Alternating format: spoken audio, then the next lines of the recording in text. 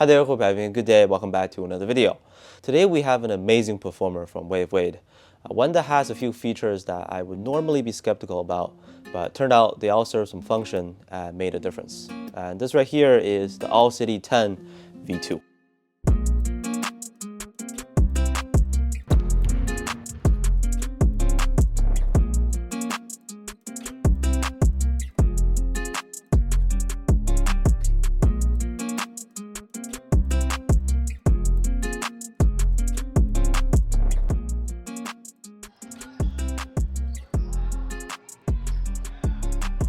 These guys have a retail price of $150 US on waveWade.com.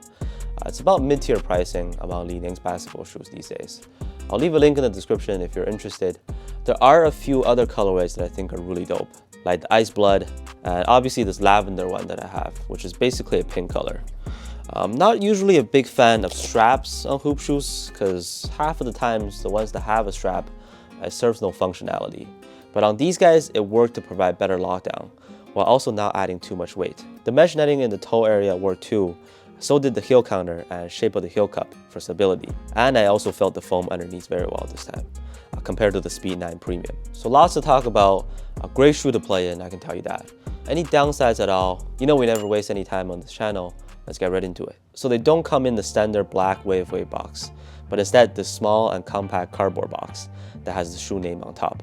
Big V2 printed on there. On the first look, this is a low-top shoe, similar silhouette as the first version of the All City 10. Li-Ning logo in thin lines and heel counter at the back. This time it features a strap on the upper. Not a heavy TPU one, but it's in a synthetic leather, and it says AC10 on it.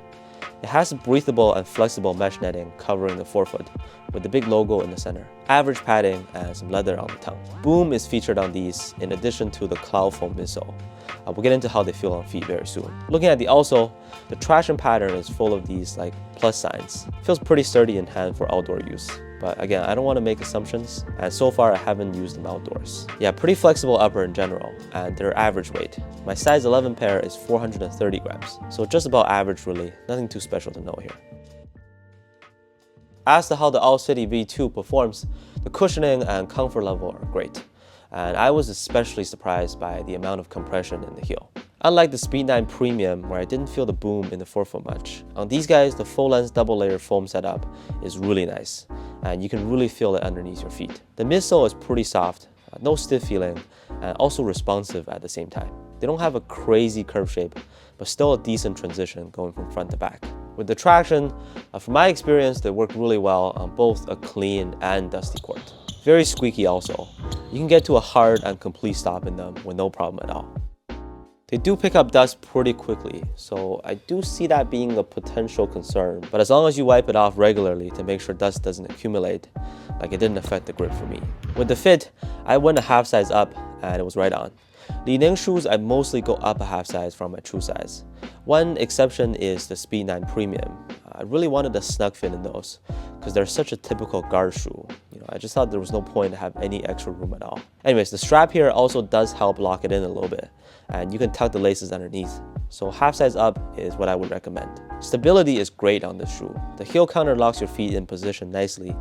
Given the hard caging, there was actually no discomfort or stiffness at the back, so that's even better. The outrigger part is wide enough for your lateral movements, and once again, pretty secure lockdown on feet. Overall, these are an excellent performer.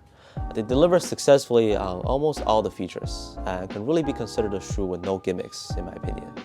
Li-Ning and Way of Wade really hasn't missed all year long. I just haven't tried the Use-Rise, but other than that, they've all been fantastic on the court. I keep going back and look at all my older Li-Ning shoes from like 5-6 years ago, or even earlier. Man, the brand has really come a long way. Let me know your thoughts on the All City 10 V2 down in the comments. Thank you so much for watching, and I'll see you on the next one.